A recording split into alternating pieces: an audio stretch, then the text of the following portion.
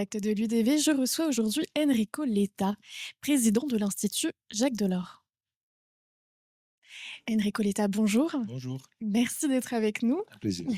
Vous avez présenté un rapport Much More Than a Market en avril 2024, dans lequel vous faites des propositions pour l'avenir du marché unique européen. Quelles sont les trois propositions qui vous semblent les plus importantes à retenir? Sûrement, la première est le lancement de l'Union européenne et du marché unique, au-delà du périmètre qu'on a jusqu'à maintenant. Le marché unique elle est connu aussi comme le marché des quatre libertés. Liberté de circulation de biens, services, capitaux, personnes. Si on regarde bien, il manque totalement le cœur de l'économie d'aujourd'hui, l'intangible. Donc, premier, cinquième liberté, l'intangible, la connaissance, la recherche, c'est un point fondamental du rapport et j'ai tenté de le rendre vraiment fait concret. Deuxième point, la question essentielle du fait que nous avons un système très fragmenté en Europe. Nous avons 27 droits des affaires, 27 business laws. Il faut construire un 28e État virtuel avec son propre droit unique que les entreprises puissent choisir comme un espèce de passe-partout, valable partout. C'est une façon de simplifier, de rendre les choses beaucoup plus simples. Et troisième élément, de mon point de vue fondamental, les trois grands sujets sur lesquels la fragmentation est forte aujourd'hui, les marchés financiers, les télécoms, l'énergie, on a la même monnaie. Paradoxe, on est fragmenté dans ces trois. On a 27 marchés financiers, 27 marchés de l'énergie, 27 marchés de télécom. Et à la fin, la taille compte. Donc, roadmap, feuille de route pour arriver à intégrer les trois et rendre le citoyen, le consommateur plus fort et en général l'Europe plus capable d'être en compétition avec les grands compétiteurs du monde. Et compte tenu, de votre expérience d'ancien Premier ministre, en Italie, quelles leçons pourrait-on, tirer des politiques, italiennes passées, en matière d'aménagement du territoire et de développement urbain, pour l'avenir des villes françaises? Je pense que chaque pays a sa différence et c'est très difficile de faire des comparaisons.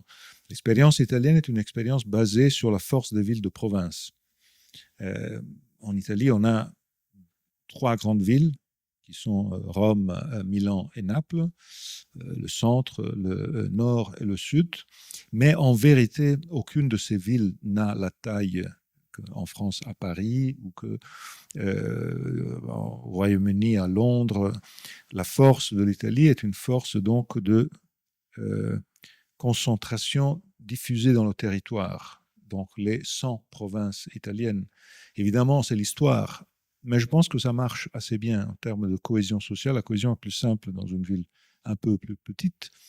Évidemment qu'il faut qu'il y ait des connexions et ce n'est pas donné. Au sud, par exemple, on a un problème de connexion. Mais en même temps, je trouve que c'est quelque chose qui marche très bien parce qu'en plus, avec aujourd'hui les nouveautés infrastructurelles, pensez-vous qu'entre Bologne et Florence, aujourd'hui, c'est 30 minutes de train. Et évidemment, il y a plein de monde qui vit dans une ville et travaille dans l'autre. Dans le passé, ça aurait été impossible d'imaginer ça. Il y avait même les montagnes qui divisaient les deux. Aujourd'hui, c'est la façon de vivre avec plus de mobilité et de profiter aussi de toutes ces différences. Donc, je pense que cette attention à la ville de province est quelque chose sûrement d'intéressant, d'important. Et chez nous, ça donne de la cohésion. Et vous êtes, également doyen, d'ILIE School of Politics, Economics and Global Affairs. De quelle manière l'éducation et la recherche, peuvent-elles anticiper et accompagner les mutations, urbaines de demain? À l'université où je suis maintenant, à Madrid, à AI University, on tente de travailler beaucoup sur l'anticipation. Et l'anticipation, ça veut dire comprendre que ceux qui étudient aujourd'hui pour se préparer à être dirigeants dans l'avenir doivent intérioriser le sens de l'anticipation comme règle fondamentale de vie et règle fondamentale de travail. L'anticipation ne veut pas dire qu'on anticipe une fois et puis on reste comme on était.